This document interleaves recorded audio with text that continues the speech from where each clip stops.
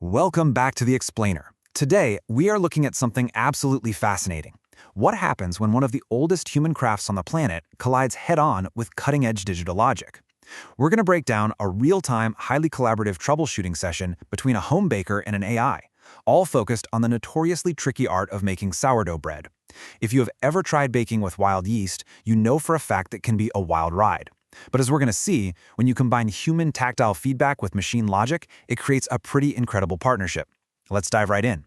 So here's the central question we're looking at today. Can you bake a real, authentic, wild yeast sourdough loaf in a completely standard $99 bread machine without it just turning into a massive brick? Now, our baker here had actually failed at this exact task before. The machine had basically handed them a dense, unrisen rock instead of a loaf of bread. They really needed to figure out exactly why that happened and, more importantly, how to fix it because they were working against a super strict midnight deadline. Okay, so our story actually starts in the refrigerator. After about 2 months of total dormancy, our baker pulled out their mother starter, and it had developed this quarter-inch layer of something called hooch. Basically, it's that dark, kind of funky fermented liquid that collects right on top when yeast goes to sleep for a long time. So the baker poured some of that off, fed the starters some fresh flour and water, went out to grab some Mexican food, and miraculously came back to find the starter had totally sprung back to life. But before they could even think about baking the bread, they had to figure out how to safely put that mother starter back into hibernation. Because, how do you safely store a highly active mother starter? You might honestly think you should just seal it up super tight to protect it, right? Actually, no. The absolute crucial point here is that you have to keep the lid fingertip tight, or even just a little bit loose. See, even in a cold fridge, wild yeast and bacteria don't stop fermenting entirely. They just slow down. They are still actively producing carbon dioxide gas. So if you screw a glass mason jar completely shut, that gas pressure has nowhere to go. It builds up and you risk a literal glass explosion inside your fridge. Keeping the lid loose perfectly allows that gas to vent while still protecting the starter from drying out or, absorbing the smell of last night's leftovers. All right, so the mother is safely tucked away. But what about the portion of starter we're actually going to use? Is it strong enough to bake with? You really can't just guess here. You have to test it against the 3 golden rules of readiness to prove it's at peak leavening power. First up is size doubling. This is just the physical proof that it actually has the structural strength to trap gas. Second is the float test. If you drop a teaspoon of the starter into room temperature water and it floats to the top, well, it's packed with trapped carbon dioxide. And third, active bubbles. You want to see this vibrant, spongy web all throughout the jar. And good news, our baker's starter passed all 3 tests with flying colors. But wait, if the starter was so incredibly strong, why did the baker's previous bread machine attempts turn out like bricks? Well, it all comes down to the timeline. Commercial yeast is specifically bred for speed. It forces a really rapid, aggressive rise in just 1 to 2 hours.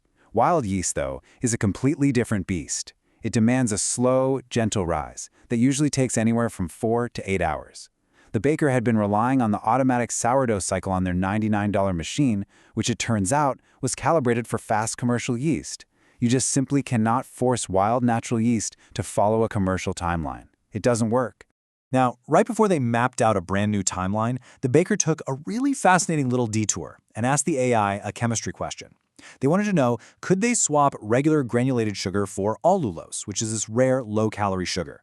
For this specific project, that is a hard no. Granulated sugar acts like instant energy for wild yeast, helping it ferment, and it caramelizes at 320 degrees Fahrenheit to give you that beautiful golden crust. Allulose, on the other hand, cannot be digested by wild yeast at all. It gives it zero fuel. And even worse, it caramelizes rapidly at just 210 degrees. So if they used allulose in a standard 60-minute bread machine bake cycle, the crust would literally burn black before the inside was even done cooking. Okay, so sticking with real sugar was a must. But then the AI noticed another issue in the baker's ingredient list and suggested adjusting the salt down to a magic number, 2. The original recipe actually called for 3 teaspoons of salt. Now, while that won't totally destroy the bread, salt does drastically slow down wild yeast fermentation. And since our baker was racing against the clock to finish this loaf by midnight, dropping the salt to just 2 teaspoons was a highly strategic adjustment to let that yeast work at absolute maximum speed. So, with the ingredients totally dialed in, it was time to bypass the bread machine's automatic brain. The AI and the baker worked together and mapped out a super precise manual timeline to hit that midnight goal. Here was the plan. At 6:15 p.m., use the machine only to mix and knead. At 6:45 p.m., turn the machine off entirely and just leave the lid closed for a manual bulk rise. At 10 p.m., do a quick punch down, shape the dough, and importantly, pull the mixing paddle out so it doesn't bake right into the bread. And finally, at 11 p.m., trigger the independent bake cycle. On paper, it was flawless. Well, 10 o'clock finally rolls around. The baker opens up the machine to check the bulk rise, and we hit a massive crisis point. After 3 hours and 15 minutes of resting, the dough isn't rising at all. It is completely flat. Suddenly, that midnight timeline is just completely falling apart. You can feel the tension here. Is the wild yeast dead? Did they measure something wrong? Why on earth isn't this working? To figure it out, the baker gets their hands on the dough and reports back to the AI with this. It feels like regular room temperature, but it's super elastic, like an octopus. I absolutely love this description. It is so wildly tactile. The baker didn't just say, hey, it's broken. They provided rich sensory context. They were essentially acting as the hands and eyes, and that's exactly what allowed the digital logic to figure out what was happening beneath the surface of that weird rubbery dough. And based on that, here is the AI's diagnosis. That octopus texture actually meant the gluten network was perfectly healthy. It was building incredible structure and was completely ready to trap gas. But there was no gas to trap. The core problem was a delayed yeast reaction. See, by unplugging the bread machine earlier, the internal temperature had slowly dropped all the way down to the ambient room temperature, which was a cool 76 degrees. The wild yeast was absolutely alive for sure, but it was just way too cold and sluggish to produce the carbon dioxide they needed in that tight 3-hour window. Clearly, they desperately needed warmth. So, acting fast, the baker took the dough pan and placed it into their toaster oven on the warm setting, which was sitting at 160 degrees Fahrenheit. But a quick fix like this can almost cause a total disaster. This is what we call the toaster oven trap. The AI had to sound the alarm immediately. Yeast begins to die at 140 degrees. Exposing that dough to 160 degrees, even for a few minutes, would prematurely bake the outside crust, kill off all the active wild yeast, and permanently ruin the entire loaf. So, disaster narrowly averted. The baker yanked the dough out before the heat could kill it, sprinkled a little water on top to rehydrate it, and then they executed a few clever, real-time troubleshooting steps. First, they turned the toaster oven completely off.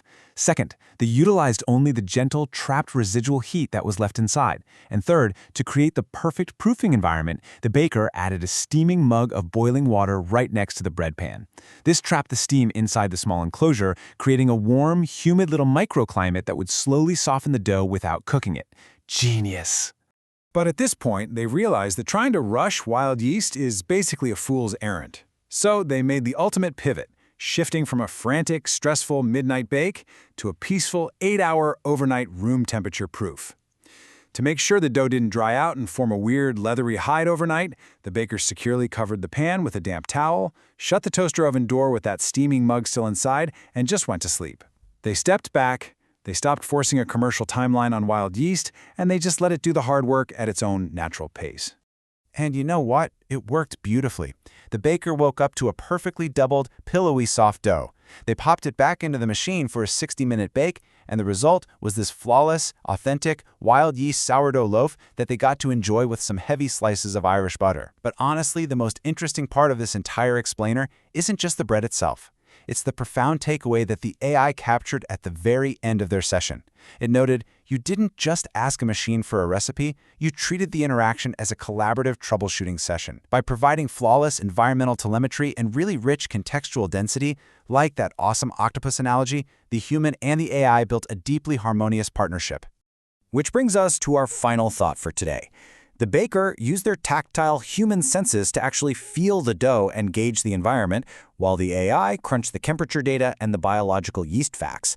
Together, they created this perfect symbiosis of carbon-based creativity and silicon-based logic.